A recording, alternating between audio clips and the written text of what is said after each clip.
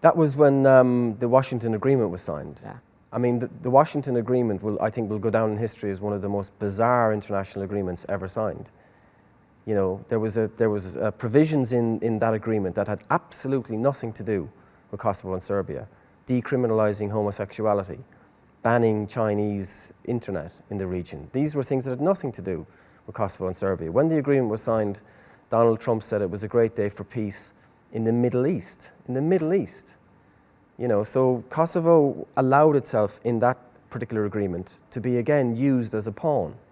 You know, it signed an agreement with Serbia that had nothing to do with recognition, nothing to do with reparations, nothing to do with the fate of the missing, nothing to do with all the mass graves in Serbia that are filled with the bodies of Kosovo Albanians.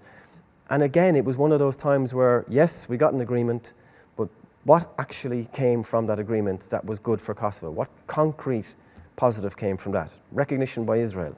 Okay, what does that mean in practice? Does that make it easier to join the UN? Does that make it easier to join the EU? Do you think that Trump will push sides to implement this agreement since he got back to power?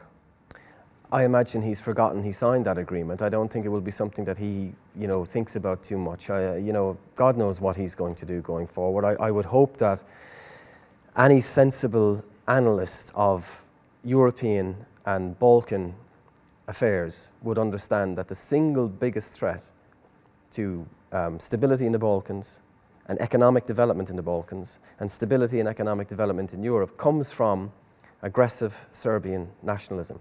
Aggressive Serbian nationalism will cause conflict and instability in Bosnia, in Kosovo, in Montenegro, like it did in the 1990s. And recognizing Kosovo, ensuring that Kosovo's borders are considered to be sacrosanct, is a means of preventing that from happening. Now, if Trump is, as he clearly is, somebody who, you know, primarily focuses on money and has a transactional view of the world, then it's possible to imagine somebody making the case to him that the solution to this particular problem, to prevent conflict erupting in the Balkans and spreading to Europe and having a negative impact on the United States economy, is to negate aggressive Serbian nationalism, and hence we need to give more support to the government of Kosovo. So you don't see any crisis between the Kurdi government and the international partners? Well, there has been for the last 4 years.